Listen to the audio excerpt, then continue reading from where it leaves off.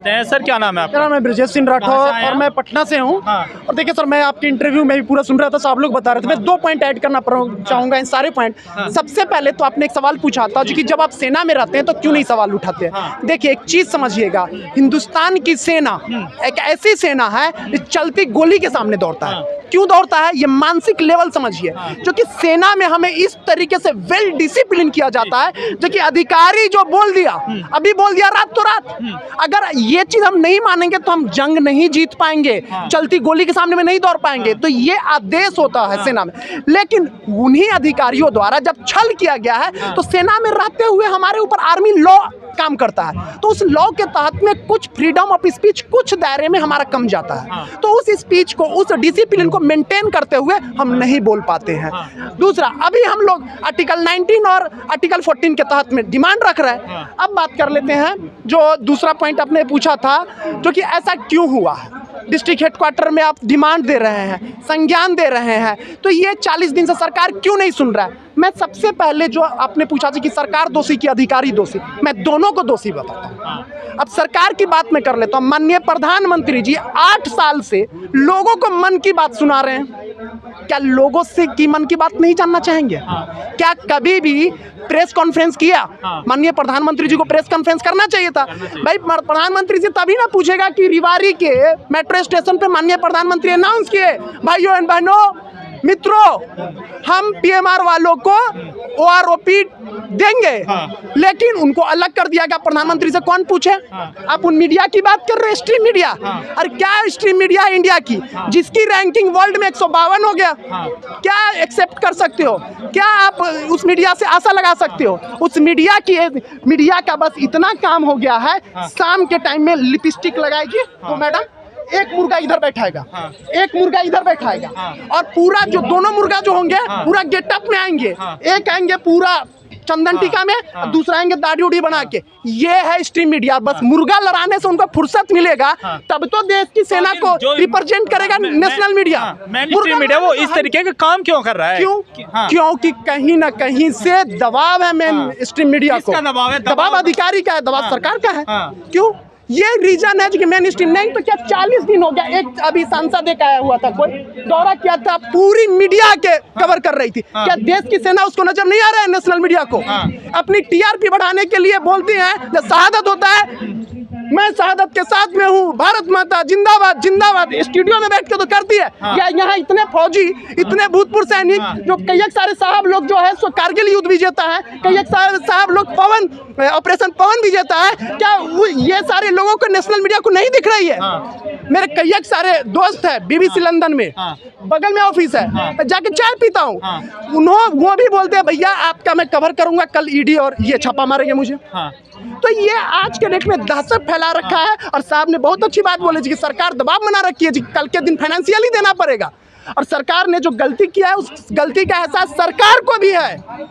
जो लोकतंत्र का चौथा स्तंभ कहा जा रहा है, फिर तो वो स्तंभ खत्म कर दिया जाए। जब इस तरीके की एकदम का जब आप जवानों का जिस देश में जवान और किसान की वैल्यू नहीं हो, वो मीडिया किस काम की?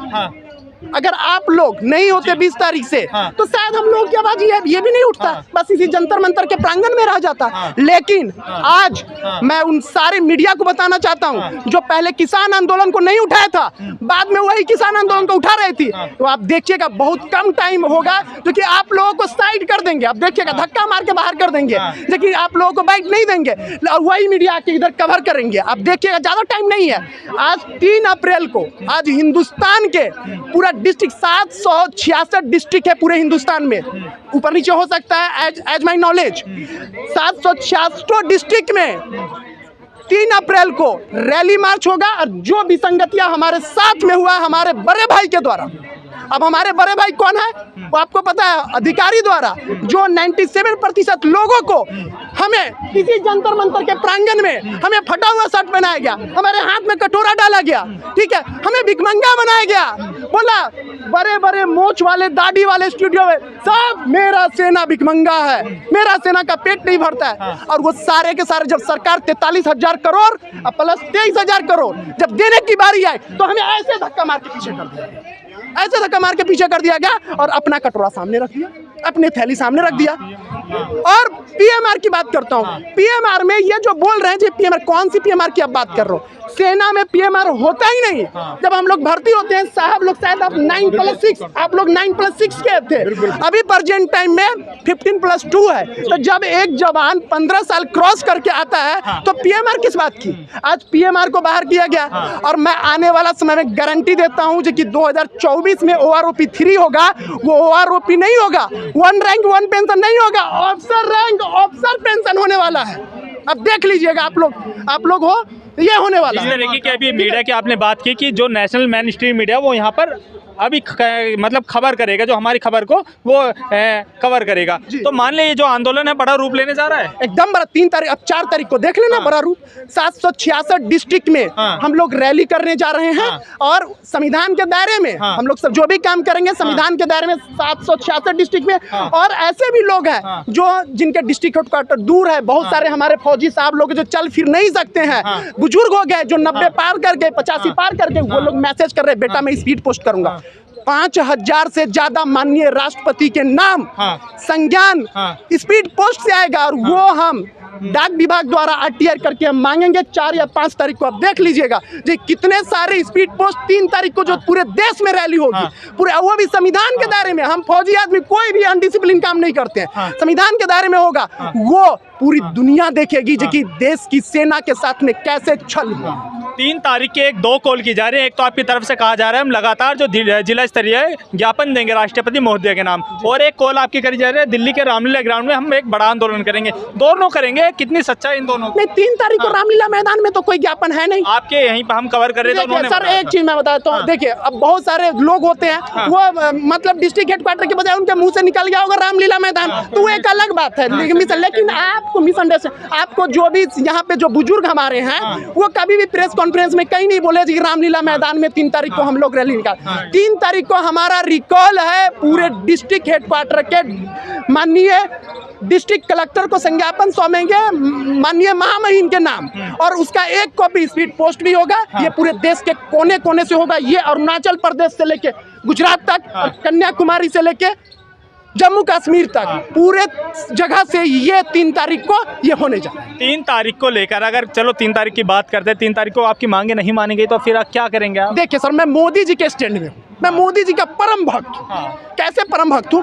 मोदी जी सेनाओं के साथ में सीमा पे जाके कहते हैं मेरा सेना जहाँ डट गया तो पीछे नहीं हटेगा।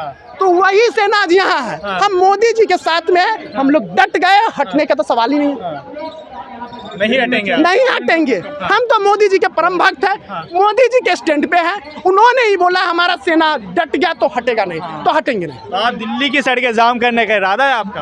अब देखो ये चीज क्या होगा, ये हमारे बुजुर्ग सैनिक लोग हैं, हमारे बुजुर्ग लोग हैं, ये लोग जो दिशा निर्देश देंगे उस दिशा निर्देश के अनुसार में वो भी देखिए हम लोग बार बार कर रहे हैं, हमारा आंदोलन संविधान के दायरे में होगा।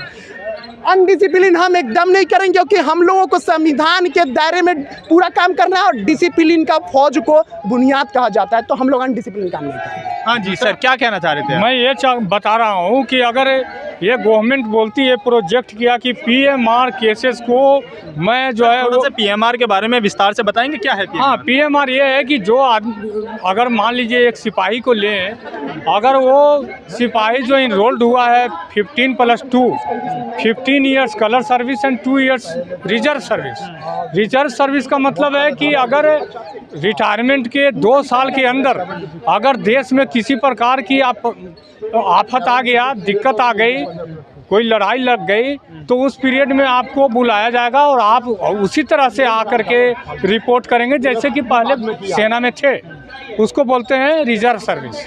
तो अगर कोई आदमी अपनी रैंक का सर्विस करके निकल ही गया तो फिर PMR हुआ कैसे? अब जैसे मान लीजिए कोई सूबेदार साहब है, अगर उसने मान लीजिए उनका सर्विस रैंक का सर्विस है, भर्ती अगर 20+3 पे है कि भाई 20 ईयर्स कलर सर्विस होगी और 3 years reserve service. In case he has completed 23 years service and got retirement in 25 years before superannuation, तो उसने 28 साल न पूरा किया और वो 26 साल में ही चला गया, तो कैसे पीएमआर हो गया भाई? जो भर्ती का जो शर्त था वो तो पूरा किया, उसने रैंक का अपना सर्विस पूरा नहीं किया, उसके लिए उसका पेंशन ऑलरेडी कम होता है। प्रोपोर्शनेटली उसका पेंशन जो है ऑलरेडी जो 28 पूरा करते हैं अपने रैंक से उनका कम रहता है।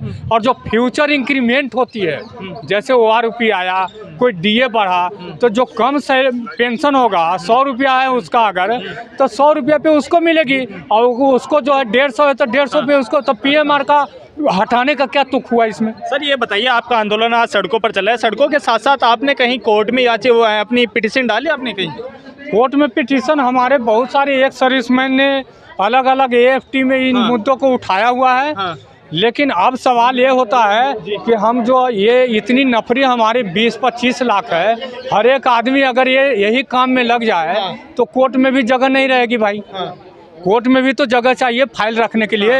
अगर 25 लाख आदमी कोर्ट में चला जाए तो उनके पास तो वकील को भी अपना चक्कर आ जाएगा, उनको साइकियाट्रिक की बीमारी हो जाएगी। आगे की रणनीति क्या रहेगी आपकी? लास्ट सवाल। हमारी रणनीति यही है कि हम अपने ज्ञापन जो दे रहे हैं, हमारा जो मुद्दा है, ये मुद्दा को डिस्ट्रिक्ट हेडक्वार्टर के थ्रू पूरे ऑल ओवर इंडिया में जो है हमने आह्वान किया है कि हमारे आदरणीय जो है डिस्ट्रिक्ट मजिस्ट्रेट बैठे हुए हैं, उनके थ्रू जो है ज्ञापन जाएगा और महामहिम राष्ट्रपति महोदया के पास आएगी।